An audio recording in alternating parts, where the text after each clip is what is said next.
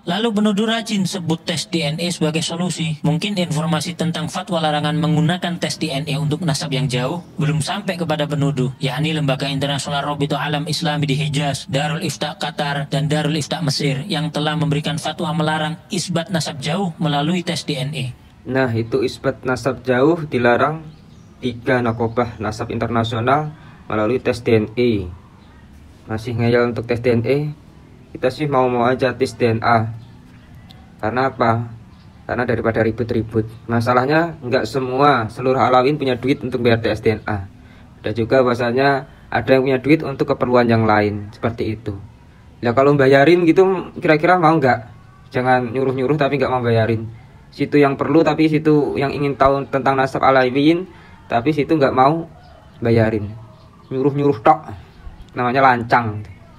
Banyak-banyak istighfar, sholat kepada baginda Nabi Muhammad SAW supaya tidak lancang kepada keluarga baginda Nabi Muhammad SAW. Lanjut hujjah kedua, Kitab Tahdhibul Ansab. Kitab ini karangan Syekh Ubaidillah. Beliau adalah seorang ahli nasab yang mana dalam kitab tersebut Al-Ubaidillah hanya menyebutkan di antara anak Ahmad bin Isa. Artinya beliau tidak berniat menyebutkan seluruhnya. Namun justru dalam catatan lain kita temukan perkataan Al-Ubaidillah yang memang memiliki ribuan lembar catatan manuskrip yang dinukilkan oleh ahli nasab ternama Said Murtadha Az-Zabidi, yaitu Syekh Syaraf Ubaidillah berkata, Syarif Ahmad bin Isa An-Nagib berhijrah dari Madinah ke Basra di 20 tahun kedua dari abad keempat Hijriah, yakni tahun 317 Hijriah. Beliau keluar bersama putranya Abdullah ke arah timur. Dengan demikian, Al-Ubaidillah justru menjadi ahli nasab abad kelima yang turut mengakui adanya Abdullah bin Ahmad.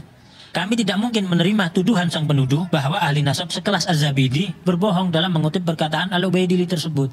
Sekarang dua hujah tersebut sudah kita bahas. Nah, sekarang gantian. 1. Mampukah penuduh mendatangkan bukti dari abad 7, 8, 9, 10, 11, 12, atau bahkan 13 bahwa ada ahli nasab yang mempertentangkan kebenaran nasab Alawiyyin? Perlu diketahui bahwa tidak ada satupun ahli nasab terdahulu yang mengingkari nasab tersebut. 2. Ilmu nasab sudah baku dan disepakati oleh seluruh madhab tentang syarat penetapan suatu nasab. Lalu penuduh membuat suatu syarat, yakni harus ada kitab yang ditulis di zaman tersebut. Pertanyaannya, ahli nasab mana yang mengatakan kaidah tersebut adalah syarat isbat suatu nasab? Lalu kenapa penuduh membuat syarat atau kaidah baru yang tidak dikenal dalam ilmu nasab sebelumnya? Dapatkah penuduh mendatangkan satu saja ahli nasab terdahulu dari mazhab manapun yang mengatakan hal tersebut sebagai syarat penetapan nasab? Pertanyaan-pertanyaan tersebut dihindari oleh penuduh yang lalu berusaha beralih ke pembahasan lain. 3. Dan kata siapa Imam Ubaidillah hilang fiktif selama 500 tahun lebih? Jika mau sabar dalam mempelajari, nasab tersebut disebutkan oleh catatan nasab dari kalangan Alawiyyin. Tapi mengingat penuduh tidak berkenan dengan catatan nasab dari kalangan Alawiyyin, mari kita lihat sebagian dari banyaknya bukti tertulis oleh para ulama ternama dari zaman ke zaman yang mengakui nasab Alawiyyin, termasuk Abdullah bin Ahmad, seperti Al-Janadi yang telah menyebutkan nasab Abdullah bin Ahmad. Dalam kitab As-Suluk karya Al-Janadi telah disebutkan nasab Abdullah bin Ahmad. Lalu penuduh hendak mengecoh dengan mengatakan Abdullah yang di kitab dan Ubaidillah adalah orang yang berbeda. Oke, nggak apa-apa. Maka siapakah Abdullah yang dimaksudkan oleh penuduh? Sebutkan bukti sejarah, makamnya di mana. Juga sebutkan keturunan Abdullah yang dimaksudkan penuduh hingga lokasi mereka saat ini. Termasuk juga siapa Abul Hasan Ali bin Jadid yang disebutkan oleh Al-Janadi tersebut, disertai bukti-bukti sejarahnya. Ditambah lagi statement menggelitik seperti Ba'alawi yang tercatat pada kitab terdahulu berbeda dengan Ba'alawi yang sekarang. Maka datangkanlah bukti sejarah bahwa ada kabilah lain di Hadramut yang juga disebut Ba'alawi. Dan ada kelompok lain yang nasabnya seperti disebutkan Al-Janadi dan lainnya, disertai lokasi makamnya, sejarahnya, juga data keturunannya. Al-Yafi'i, Al-Malikul Afdal, yang juga menyebutkan nasab Abdullah bin Ahmad. Ali bin Al-Hasan Al-Khasraji juga menuliskan nasab yang sama. Al-Husain bin Abdurrahman Al-Ahdal yang menuliskan nasab keturunan Abdullah bin Ahmad. Abil Abbas Ahmad Asyaraji Az-Zabidi yang turut menyebutkan nasab Alawiyyin yang tersambung. Imam As-Sakhawi yang menyebutkan nasab yang bersambung pada Ubaidillah bin Ahmad. Imam Ibnu Hajar Al-Haytami, ulama besar yang juga ahli nasab yang turut menyebutkan sanadnya bersambung ke Ubaidillah bin Ahmad. Al-Ayashi yang menyebutkan nasab yang bersambung hingga Ubaidillah bin Ahmad. Syekh Al-Muhibbi dalam kitabnya Khulasatul Athar menuturkan keluarga Ba'alawi dinisbatkan kepada Alwi. Alwi ini adalah putra Ubaidillah bin Ahmad bin Isa. Beliau adalah sosok yang menjadi muara berkumpulnya nasab mereka. Nasab mereka telah disepakati oleh para ulama ahli tahqiq dan telah diperhatikan untuk dijelaskan oleh banyak ulama. Lalu Syekh Yusuf An-Nabhani, seorang mufti besar dan guru dari para ulama Ahlus Sunnah wal Jamaah, guru dari Hadratus Syekh Hashim Asy'ari, menjelaskan dalam mukaddimah kitabnya Riyadul Jannah, sesungguhnya para sada al-Ba'alawi telah disepakati oleh umat Nabi Muhammad SAW di sepanjang masa dan di setiap tempat, bahwa mereka termasuk Ahlul Bait yang paling sahih nasabnya, paling kokoh kemuliaannya, dan paling banyak ilmu, amal, keutamaan, serta adabnya. Hadratus Syekh Hashim Asy'ari bahkan mencantumkan Al-Habib Ahmad bin Abdullah As-Siggaf yang merupakan salah satu pendiri Rabithah Alawiyah dalam Qanun Asasi saat pendirian Nahdlatul Ulama. Kita tentu tidak merasa perlu meyakinkan penduduk untuk mempercayai dan menghargai para ulama-ulama tersebut, karena mereka semua bagai matahari di siang hari yang dikenal luas kejujuran dan keilmuannya. Tidak mungkin para ulama-ulama besar tersebut sengaja berbohong bersama-sama dan tidak berusaha memastikan informasi yang mereka sampaikan, apalagi Rasulullah SAW menyampaikan ancaman neraka bagi yang berbohong atas nasab. Sejarah Alawiyin telah jelas, disertai lokasi makam dan tempat bersejarah mereka yang terjaga hingga kini. Dapatkah penduduk sebutkan satu saja ulama atau ahli nasab terdahulu di Hadramut yang menafikan bukti-bukti sejarah tersebut? Itu bukti sungguh sulit terbantahkan. Hanya orang yang engkel keras kepala tanpa bukti, tanpa hal-hal yang kuat menuduh-nuduh.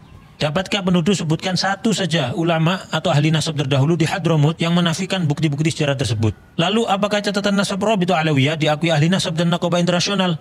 Tentunya tidak hanya sekedar surat dengan cap dan tanda tangan. Hubungan dengan ahli nasab dan Naqabah di Yaman terjalin dengan baik. Naqabah Mesir yang beberapa kali berkunjung ke Rabithah Alawiyah.